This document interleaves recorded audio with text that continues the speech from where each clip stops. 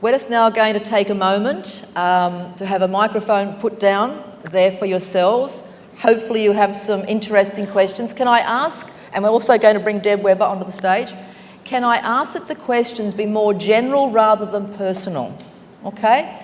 Obviously you may wish to address a question to Deb or Louise or Paul or Ananara. There may be that a question is suitable for a couple of them. I'm just wondering if any of you have information about what will be happening around the time of 2012. Who wants to answer that? Nothing. Absolutely nothing. You're actually doing it right now. Yeah. You're talking about the Mayan calendar, and interesting enough, the ancestors of the Mayan calendar is rock only months ago, and they said nothing's going to happen because you're already in the process of the evolutionary change, the conscious frequencies now. So it's just going to keep going. Yeah. So I heard that we might sort of be evolving more into like a luminous sort of being. Like bodies. Yes? Yes. Being aware more. Would you agree? Being more, being open more, going into your heart and your truth? I think it's already started. It started. We're in it. Yeah. I don't see 2012 as being something that's going to happen like a shift at midnight on the 21st of December 2012, something major cataclysmic is going to happen. I think it's a gradual process, and astrologically it's already started. And it's going to be, that's why I say it's going to be a powerful few years from now to 2012. It'd be nice if the ETs came down though and sort of said, here, we're here. Wouldn't that be fun? Well, aliens or something, you know. One of the things that I sense with the 2012 timeframe is it's almost like we need a milestone to give ourselves something to work towards, so that we feel like, oh, we've got to be prepared. Remember the Millennium Bug, and it was the whole idea of 2000. But in terms of the levels of consciousness, I think there's a lot more people switching on and they're thinking they've got to be prepared for 2012. So in that regard, I think it's very helpful. But as Deb and Paul have said, it's like... Can I say something again? Yeah. One thing I picked up on it though is also that we should be more self-efficient. Sufficient? One of those, both of them, would help. Yeah. That's one big thing. It's living in community again, helping with each other again. That's going to be, because if you look at the Mayan calendar, people say it differently. There's like the Ice Age, the fall of the Romans. It's been dramatic changes in the calendar and dramatic things on the earth have actually happened. So if you actually watch a DVD on it or read about it, you'll see the changes.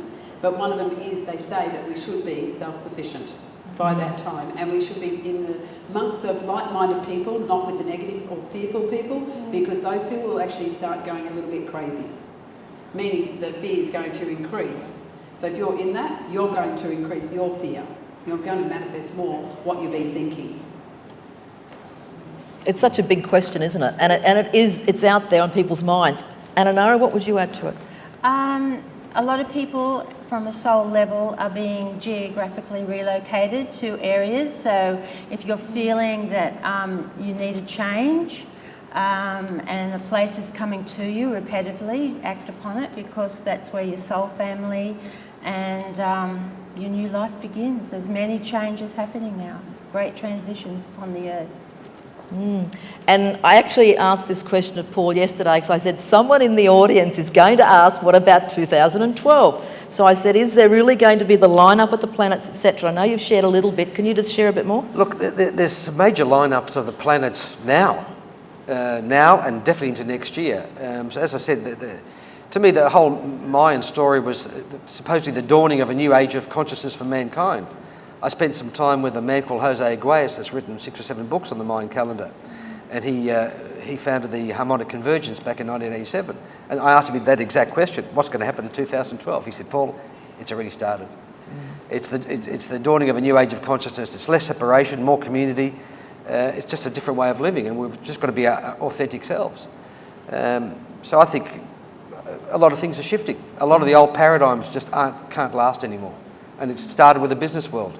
A lot of the so-called living on credit and the so-called plutocracy that's happening around the world, it's shifting, and it's going to mutate and transmute into something more efficient and more heart-centered and probably something that's going to be better for all of us. To say there could be some pain along the way, of course there is. The old saying, no pain, no gain, I suppose. Yeah. So we're really being asked to move up the dimensions, aren't we? Totally. Yeah. Totally, yeah. Great question. Thank you very much. Thank you.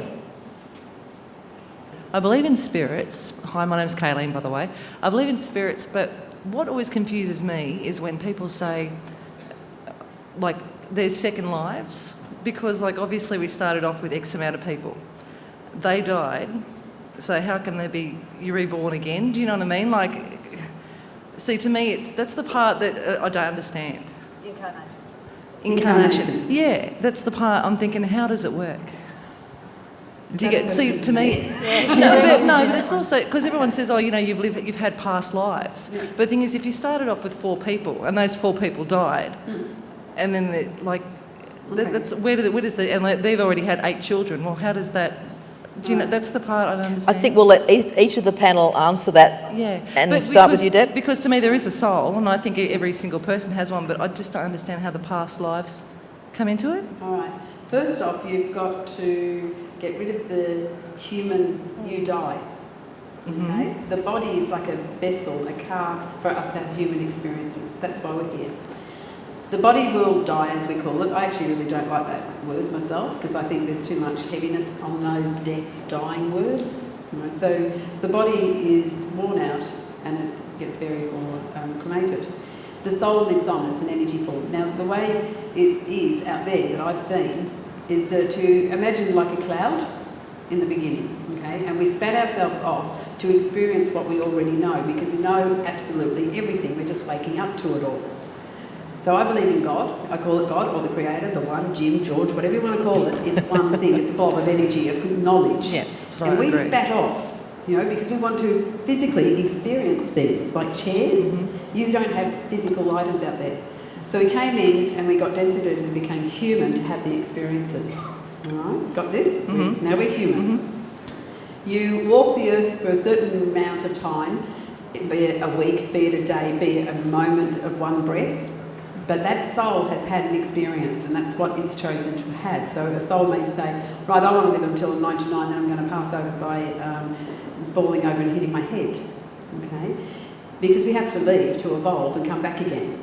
Now the way we come back is because the energy never dies. The soul keeps coming back until we get it right. What's happened over 500,000 odd years, we've racked up karma and what goes around, cause and effect, is going to come back to you. So we will keep incarnating until we get it right, pretty much, okay, and understand who we truly are. Now there's another aspect to this though, is when we divided ourselves off as little energy forms, like little clouds, it's the best way to put it in your head, yep, coming down the high-rise building to the earth realms. At one stage, we ended up having soul groups, so they're our soulmates. There's hundreds of soulmates for every person. But as we came down further, us as a little blob of energy thought, well, what's the point in having only one of us? So we actually divided ourselves off another 11 times. So you get your twin souls. So there's actually another 11 of you. Okay, are you staying with me? No, I can't, because, well, another way of looking at that, I often say to people, well, isn't it weird how you can actually go out in the world and find someone that, oh, I've met someone that looks a bit like you, or do you know what I mean? Yeah. That's like the twin soul. There's another one of you, all of you, on Earth somewhere, okay? Or there's another one of you energetically that hasn't been incarnated. There's another one of you that is actually an ET. There's 11 other of you.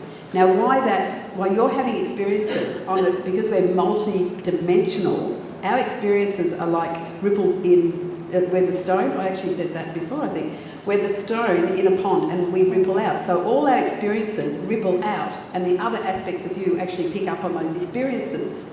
It's very in detail. It can be quite confusing, but it's not really. But you've got to get rid of the human reality out of your head. Think energy, think spirit, if you want to call it that, consciousness, and I think like little clouds.